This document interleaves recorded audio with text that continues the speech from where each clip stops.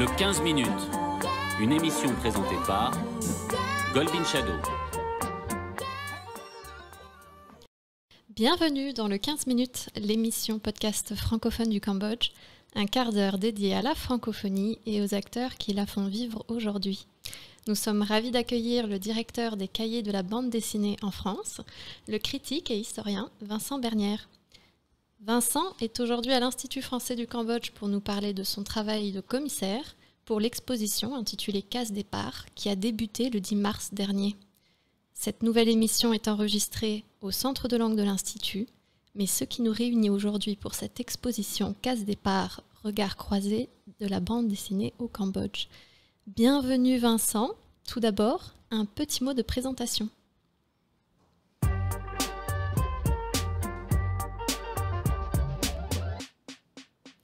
Vous êtes né en 1969 à Paris. Vous avez écrit au cours des dernières années différents types de livres, romans, bandes dessinées.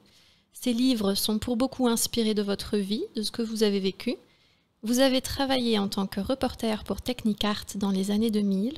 Et dans ces mêmes années, vous avez publié aux éditions Seuil différents ouvrages, dont la bande dessinée Love and Rockets, prix d'Angoulême en 2006. Tout en participant également à l'émission France Culture Mauvais Genre. Vous avez aussi écrit des essais, vous êtes journaliste pour le mensuel Beaux-Arts Magazine, mais également éditeur. En 2018, vous avez lancé le label de la bande dessinée Revival, qui permet la réédition d'anciennes bandes dessinées, mais aussi la découverte de jeunes talents dans ce domaine. On peut dire que vous couvrez un très vaste champ dans le domaine littéraire et culturel. Vous êtes donc écrivain, journaliste, éditeur, mais aussi commissaire d'exposition. Vincent, est-ce que vous pourriez nous donner à comprendre cette exposition ? L'exposition Case Départ.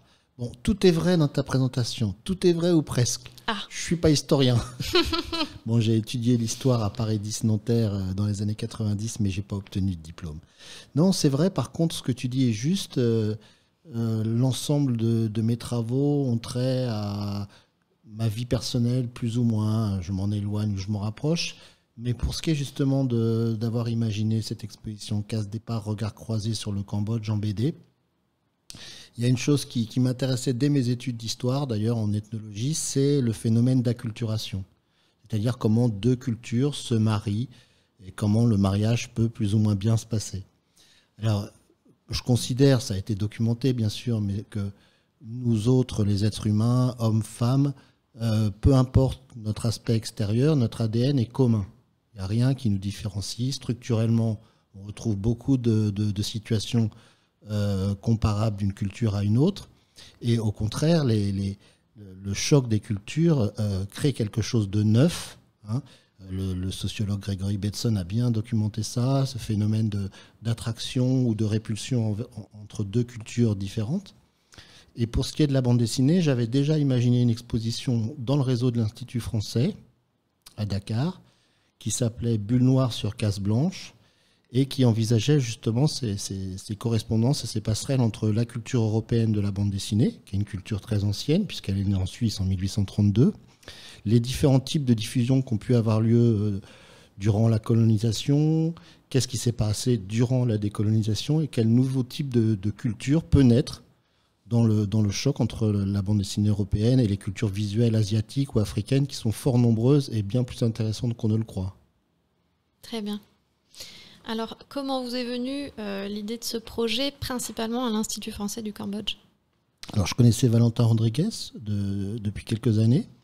Et lui, il avait une forte expérience de l'exposition artistique, hein, notamment aux abattoirs à Toulouse. Et donc, assez rapidement, je lui ai proposé, fort de cette expérience justement à Dakar, d'imaginer quelles pouvaient être les passerelles entre la culture khmer, le Cambodge et la bande dessinée française, franco-belge, européenne principalement. Donc, il faut savoir qu'en France, il y a un auteur d'origine cambodgienne qui est très important, qui s'appelle Serra, qui a déjà fait l'objet de pas mal d'expositions ici à l'Institut français, que je connaissais.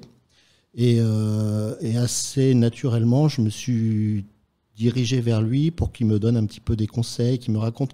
Moi, ce que je trouve assez frappant, c'est que quand le Konon était présent en Indochine, il se privait pas pour diffuser des bandes dessinées populaires bon marché aux populations exogènes qui n'étaient pas du tout culturellement associées aux produits qui étaient diffusés. des petits formats avec des personnages genre Tarzan, Rahan, Hakim, Blake le Rock, des grands blonds très musclés. Et ce qui m'amusait, c'était de voir comment, bercés par ces cultures européennes non dissociées, des auteurs comme Serra avaient pu développer une esthétique intéressante. Donc assez rapidement, j'ai constitué, alors pour ce qui est de la bande dessinée française, que je connais quand même très bien, une première sélection d'auteurs et d'autrices qui sont originaires du Cambodge, du Vietnam ou du Laos. Je ne voulais pas me cantonner à des définitions de frontières plutôt strictes. Et ensuite, la difficulté pour moi, étant français, c'était de savoir ce qui se passait au Cambodge. Et là, c'est plus compliqué, mais tout aussi passionnant. Justement, les passerelles, les correspondances, les acculturations ont été fécondes, notamment à travers un des auteurs qui est présent à l'exposition, qui est une sorte d'ancien, de mentor pour beaucoup de jeunes auteurs, qui s'appelle Utroen, et qu'on a eu beaucoup de mal à trouver, mais qui était présent au vernissage et qui est exposé à l'Institut français à travers des illustrations magnifiques au format un peu plus grand qu'une carte postale, mais au format paysage, où justement, arrivé un peu à l'aune de sa vie, toute sa famille a été décimée durant les événements que je ne vais pas développer ici, de même que Serra et bien d'autres. Et justement, je trouve que cette autobiographie-là, qui est encore en gestation, promet d'être sublime, quoi. Oui. Alors, Case Départ, c'est aussi une exposition qui est regroupée sous 2 grands thèmes, la guerre et l'amour. Est-ce que vous pourriez nous en dire un petit peu plus ? C'est pas moi qui l'ai inventé, hein.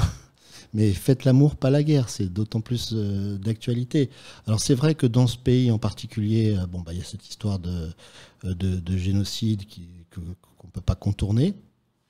Et sans doute qu'il est à l'origine d'une partie de l'expression des auteurs de bande dessinée locaux.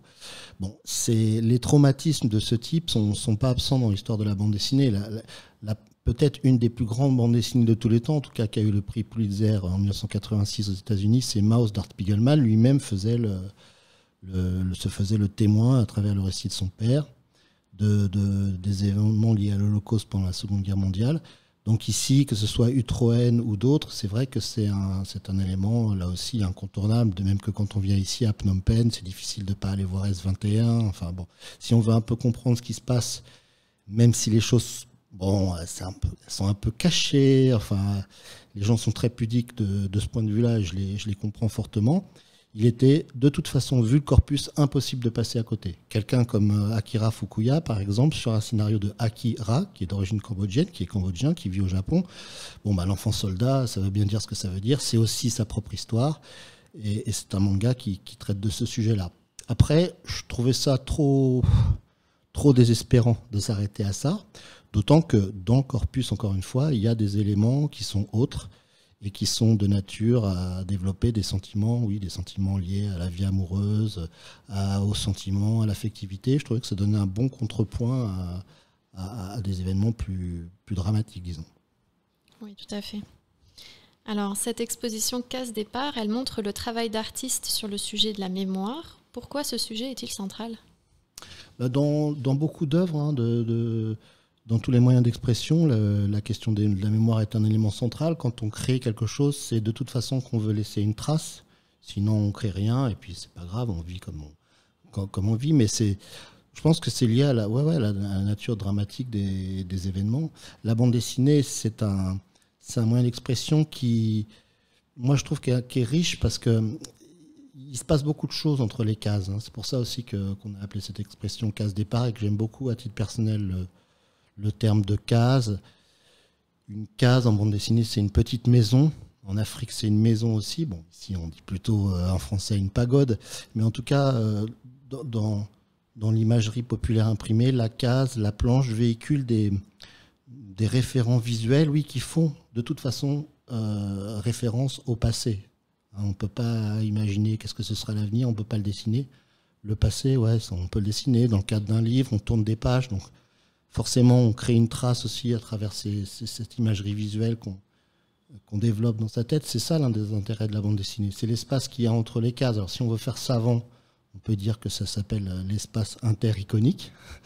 Mais en général, vous avez une succession d'images et de textes. Et ce que je trouve d'autant plus riche aujourd'hui, on est un peu abreuvé par les écrans, c'est qu'il y a une forme d'interactivité avec le lecteur qui imagine, lui, ce qui se passe entre les cases.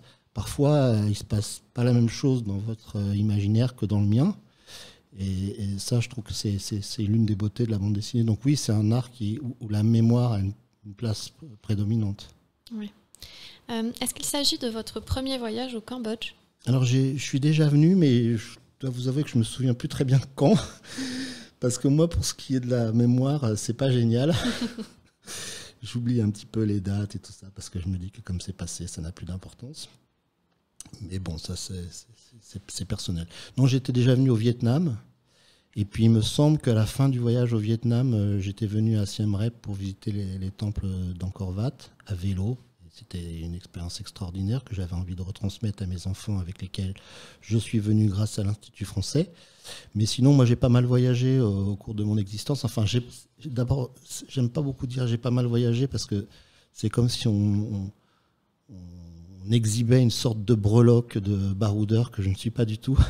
Moi, malheureusement, quand j'aime un pays, j'y reste. Donc, j'ai jusqu'à présent aimé 2 pays principalement. Enfin, le sous-continent indien où j'ai vécu à Goa pendant de nombreuses années et l'Afrique de l'Ouest où je me suis installé aussi à Dakar pendant quelques temps.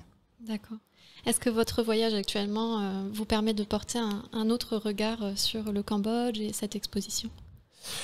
Moi, ce qui m'intéresse principalement dans les voyages, c'est les gens. Voilà. Alors, c'est toujours bien de voir des choses parce que je sais pas, il semblerait que ce soit un passage obligé quand on fait du tourisme. Il faut voir ci, il faut voir ça, Bon, c'est pourquoi pas. Mais moi, ce qui m'intéresse, c'est d'interagir avec la population. Par exemple, on était à Kep, là, qui doit être un haut lieu touristique, si je ne m'abuse. Ça peut être limite un peu ennuyeux de suivre les sentiers battus qui sont proposés par les agences. Mais on a été sur une petite île avec un bateau. Il y avait d'autres touristes cambodgiens et ils m'ont invité immédiatement à manger une soupe de crabe avec ma fille qui a la peau très blanche. Enfin, voilà, moi, c'est ce type de voyage que j'aime bien. Alors, c'est sûr qu'en Asie, c'est un petit peu plus différent, le contact humain, qu'en Inde ou en Afrique. Bon, en Inde, il n'existe quasiment pas, puisque en tant qu'Européens, on ne fait pas partie de leur univers, tout du moins religieusement, pour ce qui est des hindous. En Afrique, c'est des contacts beaucoup plus forts, d'autant qu'il y a la langue qui nous réunit pour ce qui est de l'Afrique de l'Ouest où j'ai vécu. Et ici, j'aime bien les gens. Bon, c'est vrai qu'ils ont cette façon quand même très accueillante de sourire, d'interagir comme ça, même bon, si c'est pas non plus la grande porte ouverte, il y a une forme de pudeur. Et puis, ce que je trouve, alors j'ai été pas mal en Thaïlande, comme beaucoup d'Européens. Et ici, il y a une sorte de nonchalance là qui semble s'abattre sur les gens et inviter à une forme de paresse, de lâcher prise intégrale sur ce qui se passe. Et ça, je trouve ça assez remarquable. Si quelquefois j'ai senti quelque chose de juste, je ne sais pas ce que vous en pensez. En tout cas, vous qui êtes là depuis plus longtemps que moi. Non, ça semble assez juste. Ouais. Je terminerai avec cette question. Quels sont vos prochains projets ? Oula, ça... Alors, le passé, ça m'intéresse pas trop. Et puis l'avenir, c'est dans les limbes. Mais j'ai beaucoup de projets, d'autres expositions, de l'édition de bande dessinée. Et puis vous savez, je veille au destiné des cahiers de la BD. Donc tous les 3 mois, il faut faire un trimestriel de 200 pages. Donc c'est quand même beaucoup de travail. Donc à la fois, je génère mes activités habituelles. Et puis il y a beaucoup de projets. Ouais. Très bien, je vous remercie.